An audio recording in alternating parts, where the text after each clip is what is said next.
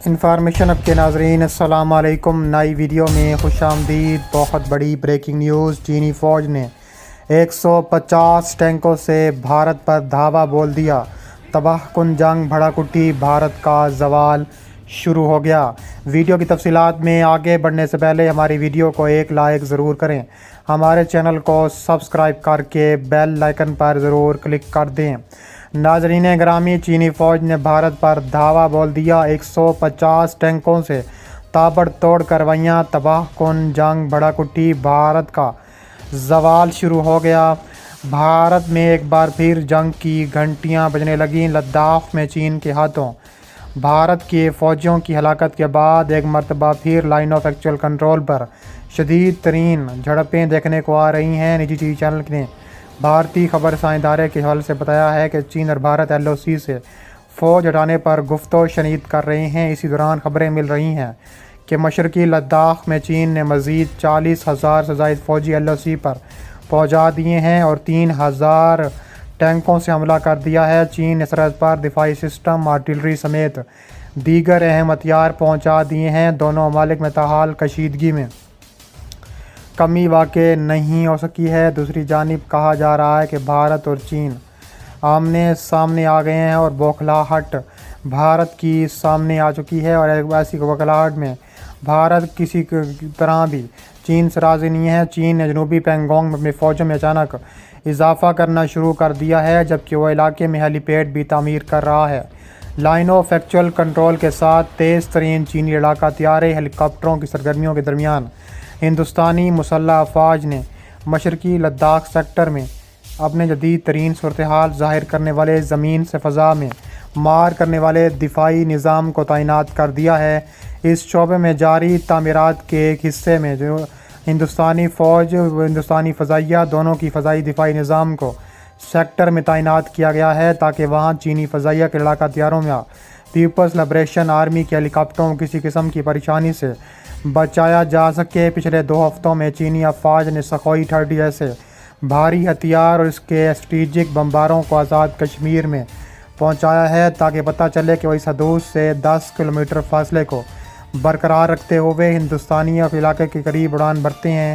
ہندوستان کی طرف سے دعویٰ کیا جا رہا ہے کہ ہندوستان کو جلد ہی ایک دوست ملک سے ایک انتہائی قابل فضائی دفاعی نظام مل رہا ہے، جس سے تعینات کیا جا سکتا ہے اور وہاں پر کسی بھی دشمن سے بچنے کے لیے پورے علاقے کا خیال رکھا جا سکتا ہے۔ دوسری جانب چین نے تابڑ توڑ ٹینکوں سے بھی حملہ کر دیا ہے۔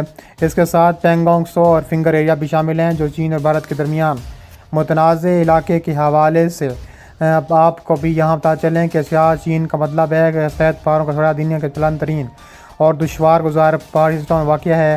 یہ وہ علاقہ ہے جہاں تبت، لداخ اور لداخ کی سرحدیں ملتی ہیں، اور آج کل ایک بار پھر چین اور انڈیا کی فوجیں آمنے سامنے ہیں۔ تاریخ پر نظر دوڑائیں تو انڈیا اور چین جیسے بڑے ممالک کی اس جغرافیائی طور پر دشوار گزار راستے میں مد مقابل لانا انوکھی بات نہیں ہے۔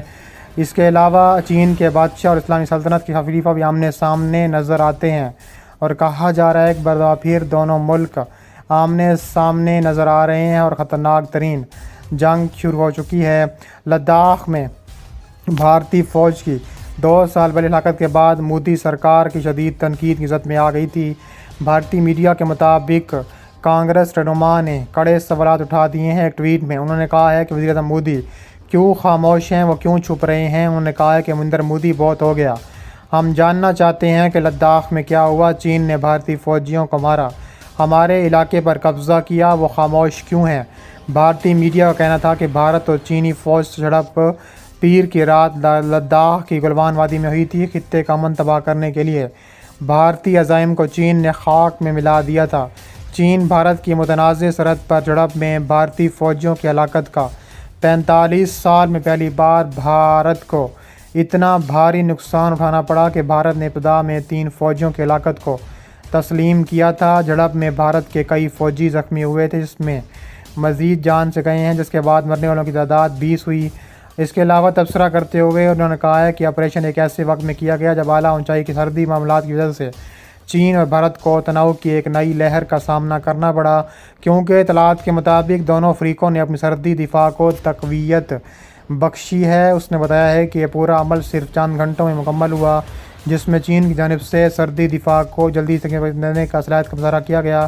اس کے علاوہ بریگیڈ کے تربیتی شعبے کے سربراہ میجر کرنل ماؤ لی کے حوالے سے سی سی ٹی وی نے کہا ہے کہ اس مشق میں نہ صرف متحرک فوجوں کے معنی بلکہ نقل و حمل کے مظاہرے میں اہم پیش رفت دیکھنے میں آئی ہے۔ اس کے علاوہ ہندوستانی وزارت خارجہ نے ایک بیان جاری کیا ہے جس میں کہا گیا ہے کہ ہندوستان اور چین کے فوجی افسران کے مابین بات چیت خوشگوار اور پرامن ماحول میں ہوئی ہے۔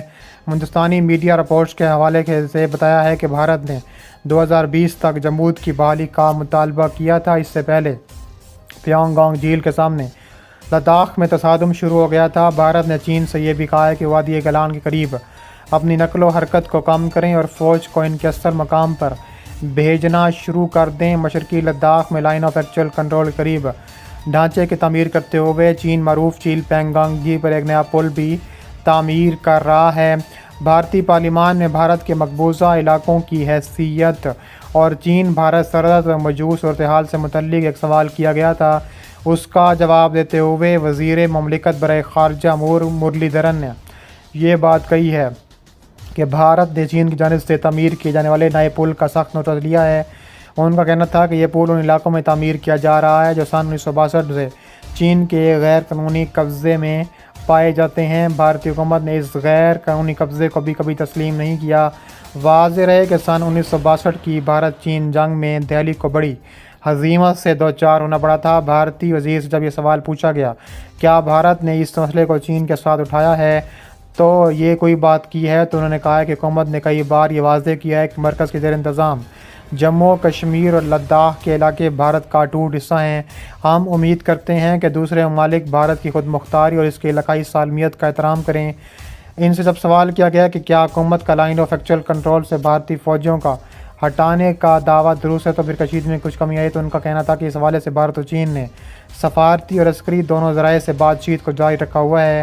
واضح ہے کہ بھارت اور چین کے سینئر فوجی کمانڈروں کے درمیان بات چیت کا آخری دور جنوری میں ہوا تھا۔ اطلاعات کے مطابق ایل او سی پینگانگ جھیل پر پل کی تعمیر جس مقام پر ہو رہی ہے وہ چین کے زیر انتظام ہے، تاہم اس مقام سے محض چند میٹر کے فاصلے پر ہے جہاں تک اس بار بھارت کی رسائی ممکن ہے۔ پینگانگ جھیل کے جنوبی کنارے پر سڑک پہلے ہی سے موجود ہے، تاہم شمالی کنارے میں سے پہاڑوں پر گرا ہوا ہے اور وہاں تک کسی کو بھی آسانی سے رسائی حاصل نہیں ہے، اور اس پل کی تعمیر سے چین کی فوج کو آسانی سے جھیل کے دونوں کناروں تک رسائی بھی حاصل ہو جائے گی۔ پینگانگ سو جھیل 165 کلومیٹر لمبی ہے، جس کا 2/3 سے زیادہ چین کے کنٹرول میں ہے، اور چین اسی جھیل میں خرناک قلعے کے پاس ہی نیا پل بنا رہا ہے، اور علاقہ کبھی بھارت کے پاس ہوا کرتا تھا جو کہ اب چین نے وہاں پر شدید ترین قبضہ کر لیا ہے۔